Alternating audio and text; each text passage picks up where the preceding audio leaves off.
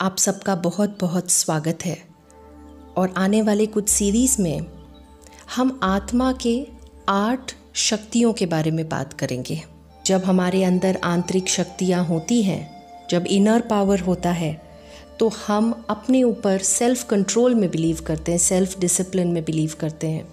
लेकिन जहाँ ये आंतरिक शक्ति या इनर पावर की कमी होती है, वहाँ हम दूसरों को कंट्रोल करने की कोशिश करते हैं और हम डोमिनेटिंग या डिमांडिंग होने लग जाते हैं।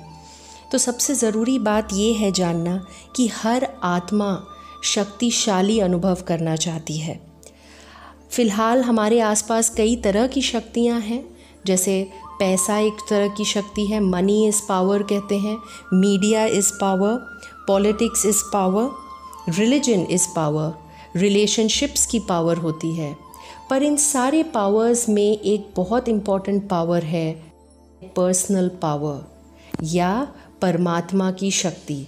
और जब ये दोनों शक्तियाँ मिल जाती हैं तो उसके बाद हम स्व पे राज्य करने लगते हैं, ना कि दूसरों के ऊपर रूल करने में बिलीव करते हैं। जब हमारे अंदर आंतरिक शक्ति होती है, मानसिक शक्ति होती है, तो आराम से जी सकते हैं।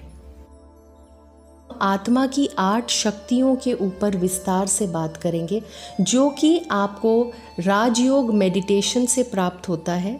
जब आत्मा के अंदर शक्ति भरती है तो कोई भी कार्य को करना आत्मा के लिए असंभव नहीं रह जाता है।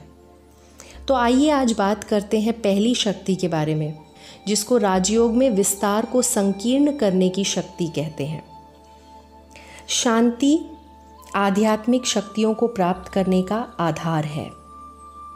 शांति हर आत्मा का निजी गुण है, इसीलिए शांति सबको प्रिय लगती है। आजकल के भौतिकता में और टेक्नोलॉजी के दौर में हम बहुत ज़्यादा बाहरमुखी हो गए हैं, मतलब आउटवर्ड लुकिंग।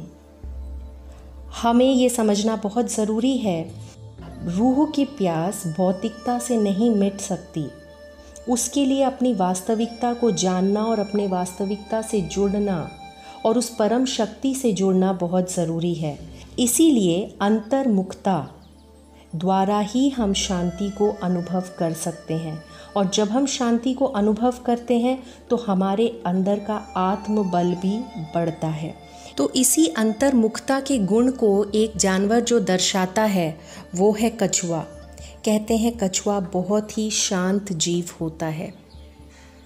जैसे ही उसे कोई डेंजर लगता है, बाहरी वातावरण से अपने आप को डिस्कनेक्ट करता है, अपने आप को नेगेटिव सिचुएशन से डिस्कनेक्ट करके अंदर हो जाता है और काम और पीसफुल हो जाता है।